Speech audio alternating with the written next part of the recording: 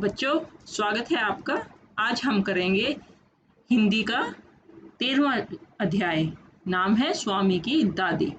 यहाँ स्वामी जो है वो एक बच्चे का नाम है जिसका पूरा नाम है स्वामीनाथन। तो आइए पाठ शुरू करते हैं।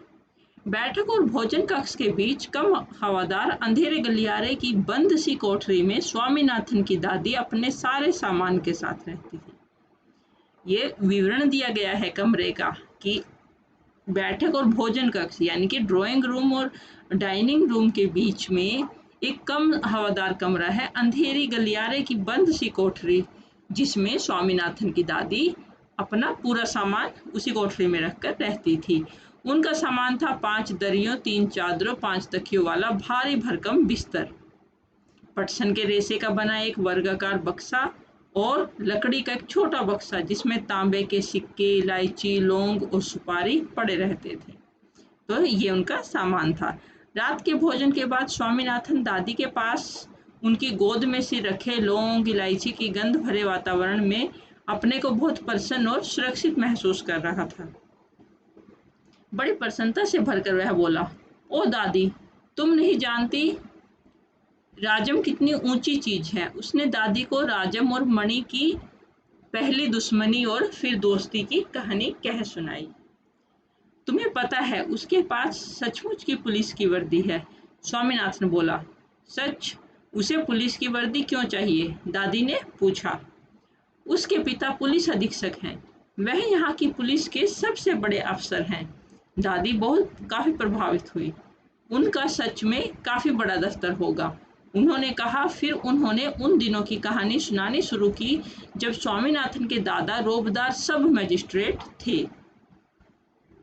जिनके दफ्तर में पुलिस वाले कांपते हुए खड़े रहते थे।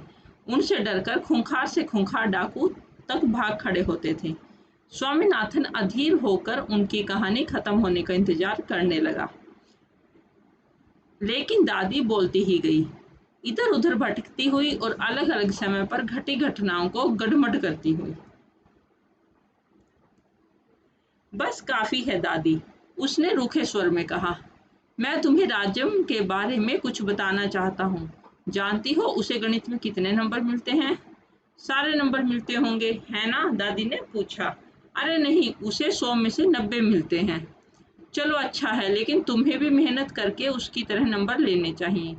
तुम्हें पता है तुम्हारे दादा कभी कभी ऐसे उत्तर लिखते थे कि परीक्षकों को भी चकित कर देते थे। किसी सवाल का जवाब देने में वे दूसरों के मुकाबले 10वां हिस्सा वक्त लेते थे। मतलब जितने समय में दूसरे बच्चे एक प्रॉब्लम को सॉल्व करते थे, जो दादाजी थे वो उसके 10वें हिस्से में ही सॉल्व कर देते थे। और फिर उनके जवाब इतने शानदार होते थे कि कभी कभी उनके अध्यापक उन्हें 200 नंबर तक दे देते थे। जब उन्होंने एमए किया तो उन्हें इतना बड़ा मेडल मिला था, मैं कई सालों तक उसे गले में पहनती रही। पता नहीं मैंने उसे कब उतारा। हाँ, जब तुम्हारी बुआ पैदा हुई। नहीं, तुम्हारी बुआ नहीं, तुम्हारे पिता। याद आया, तब बच्चा 10 दिन का था। अरे नहीं, मैंने पहले ठीक कहा था, तुम्हारी बुआ ही पैदा हुई थी। पता है वह मेडल अब कहाँ है? मैंने वह तुम्हारी बुआ को दिया और उस बेवकूफ ने उसे गलवाकर 4 चूड़ियां बनवा ली, और वह भी इतनी मामूली सी चूड़ियां कि मैं हमेशा कहती रही हूँ कि हमारे परिवार में उस जैसा महामूर्ख कोई नहीं। अब बस भी करो दादी, तुम बेकार की पुरानी कहानियां सुनाती रहती हो। क्या तुम राजन के बारे में नहीं सुनना चाहती? हाँ हाँ बोलो। दादी, जब राजन छोटा सा लड़का था तो उसने शेर मारा था। सच? बड़ा बहादुर लड़का है। तुम यह बात मुझे खुश करने के लिए कह रही हो? तुम्हें यकीन नहीं हुआ होगा। स्वामीनाथन ने बड़े उत्साह से कहानी शुरू की। राजम के पिता एक जंगल में डेरा डाले हुए थे। राजम उनके साथ था। अचानक 2 शेर उन पर झपटे और एक ने पीछे से हमला करके पिता को गिरा दिया। दूसरे ने राजम का पीछा किया। राजम एक झाड़ी के पीछे छुप गया और वहीं से गोली चलाकर शेर को मार डाला। दादी, क्या तुम सो गई? उसने कहानी खत्म होने पर पूछा। नहीं बेटे, सुन रही हूँ। अच्छा बताओ, कितने शेर आए थे? 2 शेर राजम पर झपटे थे, दादी ने जवाब दिया। स्वामीनाथन दादी के गलत जवाब से चिढ़ गया। मैं तुम्हें इतनी जरूरी बातें बता रहा हूँ और तुम नींद में ना जाने क्या क्या उजरूल कल्पना किए जा रही हो। अब मैं तुम्हें कुछ नहीं बताऊंगा। मैं जानता हूँ तुम क्यों ऐसा कर रही हो। तुम राजम को पसंद नहीं करती। नहीं नहीं, वह तो बहुत प्यारा लड़का है, दादी ने बड़े विश्वास से कहा। उन्होंने राजम को देखा तक नहीं था। स्वामीनाथन खुश हो गया। दूसरे ही क्षण उसके मन में एक नया संदेह पैदा हुआ। दादी, शायद तुम्हें शेर की कहानी पर विश्वास नहीं हो रहा है। मैं एक एक शब्द पर विश्वास करती हूँ, दादी ने स्वर में मिठास भरकर कहा। स्वामीनाथन को इससे खुशी हुई, लेकिन उसने चेतावनी के तौर पर जोड़ा, जो भी उसे झूठा कहेगा वह उसे गोली मार देगा।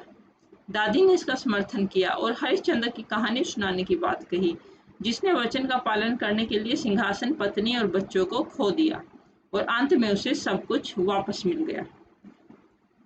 उसने कहानी आधी ही सुनाई थी कि स्वामीनाथन खर्राटे भरने लगा। दादी भी रुक रुक कर बोलने लगी, फिर वह भी सो गई। बच्चों, यह कहानी आर के नारायण द्वारा लिखी गई है और इसका अनुवाद किया है मस्तराम कपूर ने।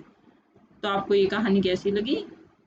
आइए आप इसका प्रश्न अभ्यास करते हैं। प्रश्न 1, सच, राजम बड़ा बहादुर लड़का है। स्वामी को क्यों लगा कि दादी ने यह बात उसे खुश करने के लिए कही? स्वामी अच्छी तरह जानता था कि उसकी दादी राजम को पसंद नहीं करती है, इसलिए उनके मुंह से राजम की बड़ाई सुनकर उसे लगा कि वे खुश करने के लिए ऐसा कह रही हैं। क्वेश्चन नंबर 2, मेडल से चूड़ियां बनवा लेने पर दादी ने बुआ को महामूर्ख क्यों माना? मेडल इस बात की निशानी थी कि दादाजी पढ़ने में अव्वल थे। वह जब तक रहता घर और बाहर के लोगों को प्रेरणा देता। ऐसी प्रेरक चीजों को संभाल कर रखना होता है। बुआ ने उसका महत्व नहीं समझा और उससे 4 चूड़ियां बनवा ली, इसलिए दादी ने उसे महामूर्ख कहा। प्रश्न 3, पाठ के आधार पर दादी या स्वामी के स्वभाव, आदतों आदि के बारे में तुम्हें क्या पता चलता है? किसी एक के बारे में 10-12 वाक्य लिखो। स्वामी एक छोटा लड़का था जो अपनी दादी के साथ उनकी कोठरी में रहता था। उसे दादी से बहुत लगाव था। वह दादी की गोद में जब सिर रखकर लेटता था तो स्वयं को बहुत सुरक्षित महसूस करता था। वह दादी की पुरानी बातों में जरा भी दिलचस्पी नहीं लेता था। उनको अपनी बात सुनने को कहता और अगर दादी ने उनकी बातों में दिलचस्पी नहीं दिखाई तो नाराज हो जाता था। उसका एक दोस्त था जिसका नाम राजम था। वह उसकी बहादुरी और गणित में अच्छे नंबर लाने से बहुत प्रभावित रहता था। वह दादी से उसके बारे में बढ़ा चढ़ाकर कहता रहता था। तुम्हारी समझ से स्वामी ने राजम को ऊंची चीज माना। क्या तुम स्वामी की राय से सहमत हो? अपने उत्तर के कारण लिखो। हाँ, मैं स्वामी की राय से सहमत हूँ। राजम पढ़ने में तेज था, गणित में अच्छे नंबर आते थे, बहादुर भी था। उसने बचपन में एक शेर को मारा था और तो और उसके पिताजी पुलिस के बड़े अफसर थे। उसके पास पुलिस की वर्दी भी थी। दूसरा, स्वामी का अपनी दादी के साथ कैसा रिश्ता था? 3-4 वाक्य में लिखो।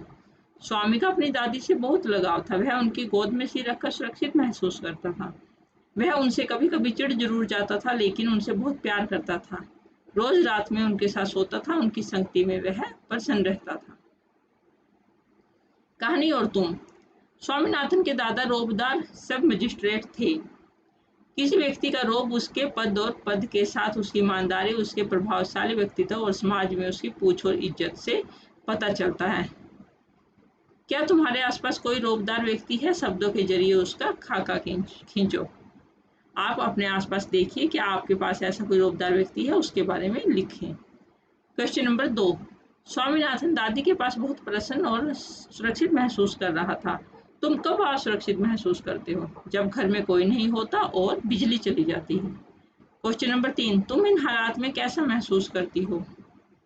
दोस्त के घर में अच्छा महसूस करती हूँ। जब पहली बार किसी के घर जाती हूँ तो पहले थोड़ा संकोच और डर महसूस होता है, लेकिन कुछ देर बाद बातचीत करने पर ठीक हो जाती हूँ। रेलगाड़ी या बस में सफर करने पर मैं बहुत खुशी का अनुभव करती हूँ। जब मुख्याध्यापक के कमरे में जाती हूँ तो बेहद डरी हुई होती हूँ। पता करो, सब मजिस्ट्रेट कौन होता है? क्या वह पुलिस विभाग में होता है? सब मजिस्ट्रेट एक जज होता है जो मुकदमों के फैसले सुनाता है। वह पुलिस विभाग से संबंधित नहीं होता। तुम्हारा घर या स्कूल किस थाने में आता है? थाने में कौन कौन से पद होते हैं? उन व्यक्तियों के नाम भी पता करो जो इन पदों पर हैं। नीचे दी गई तालिका में इकट्ठा जानकारी भरो। आपका जहाँ भी जो घर है, जिस भी थाने में आता है वो थाने का नाम, इस तरीके से इसको पद, व्यक्ति का नाम पूरा फिल करो। और जो थाने में पद होते हैं, SHO, सब इंस्पेक्टर, हवलदार, सिपाही, इन सब के बारे में पता करो और लिखो। तो बच्चों इस तरीके से हमारा ये चैप्टर फिनिश हुआ। हम फिर मिलेंगे एक नए अध्याय के साथ। धन्यवाद।